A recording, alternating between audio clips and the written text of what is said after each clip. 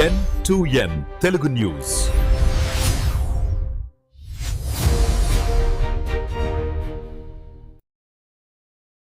విశాఖ, గాజువాక 24 గంటల వ్యవధిలో 9 మంది ముద్దాయిలను పట్టుకున్న గాజువాక క్రైమ్ బ్రాంచ్ పోలీసులు. నేరం చేసి తప్పించుకుని తిరుగుతున్న నిందితులను పట్టుకొని కటకటాల వెనక్కి పంపిన పోలీసులు. 56,000 విలువ చేసే సొత్తు రికవరీ చేసిన పోలీసులు.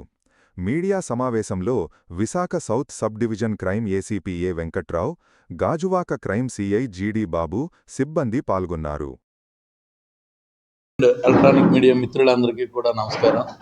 ముఖ్యంగా సౌత్ సబ్ డివిజన్కి సంబంధించిన ఇది ప్రెస్ మీట్. దీనిలో మనకి ఈరోజు ఒక 5 కేసెస్లో 9 మంది ముద్దాయిలను అరెస్ట్ చేయడం జరిగింది. Total 5 cases.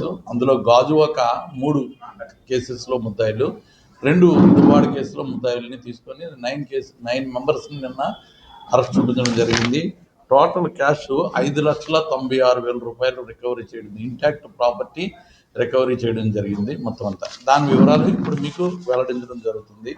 ముఖ్యంగా 320/26 క్రైమ్ నెంబర్లో ఒక కండి బాలరాజు అన్న అతను తన దగ్గర ఒక 11 అది ఒక స్క్రాప్ ఐరన్ రాడ్స్ పోయినట్టుగా అతను మనకు చెప్పడం జరిగింది. దాని మీద అది ఒక కమ్యూనిటీ హాల్ అన్నమాట, జీవీఎంసీకి సంబంధించిన కమ్యూనిటీ హాల్, గవర్నమెంట్ది. ఆ కాంట్రాక్టర్ ఇచ్చిన కంప్లైంట్ మీద సిఐ జీడి బాబు అండ్ వాళ్ళ స్టాఫ్ అందరూ కూడా ఇమీడియట్లీ యాక్షన్ తీసుకోవడం వల్ల మనకి కర్ణం సత్యబాబు, కసిరెడ్డి సూర్యప్రకాష్ అని ఒక 2 ముద్దాయిల్ని వీళ్ళు క్యాచ్ చేశారు.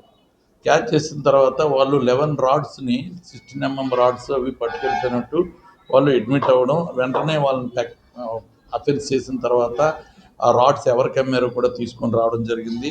వాసా రాజేంద్ర ప్రసాద్ అన్న అతను తీసుకురావడం జరిగింది. వీళ్ళ ముగ్గురిని కూడా ఈ కేసులో ఇన్వాల్వ్ చేశారు. 2 ముద్దాయిలు, ఒకరు రిసీవర్ కింద ఇన్వాల్వ్ చేయడం జరిగింది. ఈ కరణం సత్యబాబు మీద 11 కేసెస్ ఉన్నాయండి. న్యూపోర్ట్ పిఎస్లో ఇతని మీద షీట్ కూడా ఉంది. అలాగే కసిరెడ్డి సూర్యప్రకాష్ మీద 2 కేసులు ఉన్నాయన్నమాట.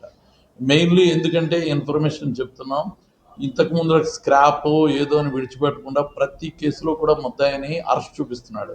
సూర్య కేసు అరెస్ట్ అవుతుందన్నమాట. అది కంట్రోల్ అవుతుంది. కొద్ది రోజులకి స్క్రాప్ ఇవి అని తీసుకుంటే చాలా మెటీరియల్ ఎత్తుకుపోతారు అన్నమాట, బిల్డింగ్ మెటీరియల్స్ అవిని. కనుక దాన్ని కంట్రోల్ చేయడం కోసం పట్టుకోవడం జరిగింది. ఈ కేసు వివరాలు ఈ విధంగా ఉందండి.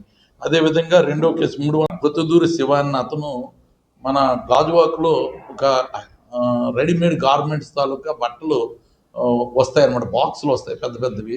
ఆ బాక్సులు రోడ్డు మీద దించి వాళ్ళ తాలూకా మళ్ళీ గొడవకి తీసుకెళ్లే క్రమంలో, వెళ్ళొస్తున్న క్రమంలో ఒక బాక్స్ ఎత్తుకుపోయింది. అతను ఇమీడియట్లీ కంప్లైంట్ ఇచ్చాడు. సుమారు 20, అంటే మనం కంప్లైంట్ వేసేటప్పుడు 20,000 రూపాయలు వేయడం జరిగింది, ఇంకా ఎక్కువ ఉండొచ్చు. అతను ఆ ఇచ్చిన కంప్లైంట్ కూడా వెంటనే పట్టుకోవడం జరిగింది.